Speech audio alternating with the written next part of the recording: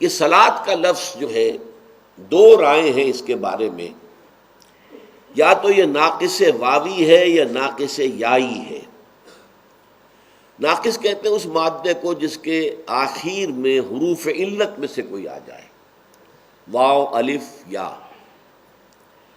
اگر یہ ناقص واوی ہے، صاد لام واو، صلوات جب آیا تو معلوم ہوا کہ یہ واو کے ساتھ ہے۔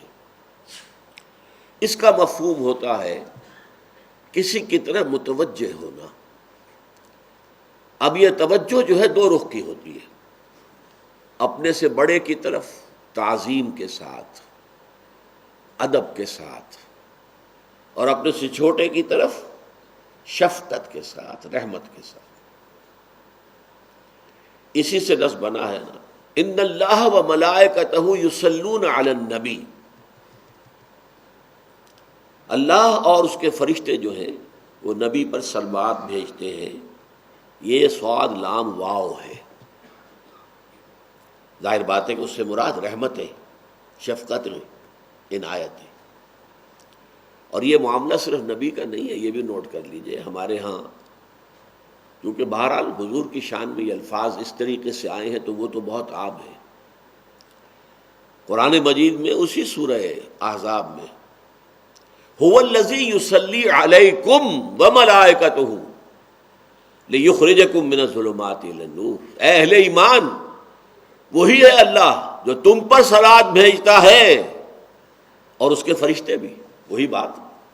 ان اللہ وملائکتہ یصلون علی النبی یا ایھا الذین آمنوا صلوا علیہ وسلموا تسلیما۔ هو الذی یصلی علیکم وملائکتہ لیخرجکم من الظلمات الی النور، وہی ہے اللہ جو تم پر صلوات بھیجتا ہے اور اس کے فرشتے بھی، تاکہ تمہیں اندھیروں سے نکال کر روشنی میں لے آئے۔ یہ ہے صاد لام واو۔ یہ لفظ بندے کے لیے آئے گا تو اللہ کے جناب میں حاضر ہونا، دعا کرنا، اس کا احترام، اس کا ادب، اس کی ثنا، الحمد للہ رب العالمین الرحمن الرحیم مالک یوم الدین ایاک نعبد و ایاک نستعین۔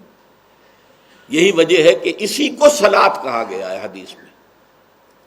حضرت ابو ہریرہ سے جو روایت ہے سورہ فاتحہ میں بیان کر چکا ہوں، اور وہ ایک نقشہ جو ہے ترازو کی شکل میں، حدیث قدسی یہ ہے، قسمت الصلاۃ بینی و بین عبدی نصفین، میں نے نماز کو اپنے اور اپنے بندوں کے درمیان آدھا آدھا تقسیم کر لیا ہے، فنصفھا لی ونصفھا لعبدی ولعبدی ما سأل، اس کا آدھا حصہ میرے لیے، آدھا میرے بندے کے لیے، اور میرے بندے کے لیے ہے جو اس نے مانگا۔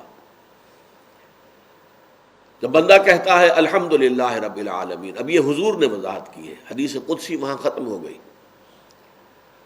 اذا قال العبد الحمدللہ رب العالمین یقول اللہ تعالی حمدنی عبدی، میرے بندے نے میری حمد کی۔ وَإِذَا قَالَ الْعَبْدُ الرَّحْمَٰنِ الرَّحِيمِ یقول اللہ تعالی مجدنی عبدی، میرے بندے نے میری بزرگی بھی کا بیان کیا۔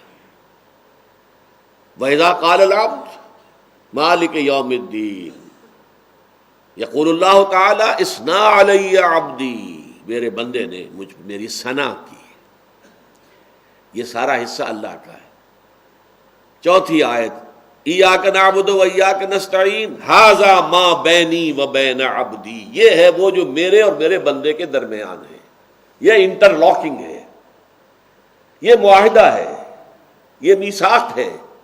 اے رب تیری ہی بندگی کرتے ہیں اور کرتے رہیں گے، اور اے رب تیری ہی، تجھ ہی سے مدد مانگتے ہیں اور مانگتے رہیں گے، یہ ہے۔ اور واو درمیان میں جو آیا، یوں سمجھیے کہ ترازو کا مٹھ وہ ہے، اور ادھر تین آیتیں ایاک نعبد، اور ادھر تین آیتیں اہدنا الصراط المستقیم صراط الذین انعمت علیہم غیر المغضوب، اور ان کا تعلق ایاک نستعین، مدد مانگتے ہیں تیری۔ یہ سب سے بڑی مدد کیا ہے؟ ہدایت، سیدھے راستے کی ہدایت بخشتے ہیں۔ اس سے معلوم ہوا اصل صلاۃ یہی ہے، قسمت الصلاۃ بینی و بین عبدی نصفین، اور اس میں ساری شرح سورہ فاتحہ کی ہے۔ دوسرا مادہ یہ ہو سکتا ہے صاد لام اور یا، صلا، اس کا معنی عربی زبان میں آتے ہیں تاپنا، آگ سے حرارت حاصل کرنا۔ اس معنی میں یصلونھا یوم الدین، جہنم کو تاپیں گے یہ اس قیامت کے دن۔ صلی النار، آگ میں داخل ہوا، اسی سے اصلاح باب افعال ہے۔ سوف نصلیہ نارا، ان قریب ہم اسے آگ میں داخل کریں گے۔ اب ان دونوں کے اعتبار سے جو مفہوم بنتا ہے وہ یہ ہے کہ صلاۃ کا اصل مفہوم اللہ سے ہم کلام ہونا، اللہ سے دعا کرنا، اللہ سے مخاطب ہونا، اللہ سے استغفار، اللہ کے سامنے توبہ کرنا، یہ ہے صلاۃ کا اصل مفہوم۔ لیکن اس کے ساتھ ہی تابع ہے، اس صلاۃ سے روح اسے حرارت ملتی ہے، اسے زندگی کی تازہ حرارت ملتی ہے، یہی اسی نماز کے ذریعے سے۔ یہ جو ہماری عدم توجہی کی وجہ سے جو افسردہ اور سمجھیے نیم بے ہوش ہوتی ہے، وہ صلاۃ سے حرارت حاصل کرتی ہے، حیات نو کی حرارت اسے میسر آتی ہے۔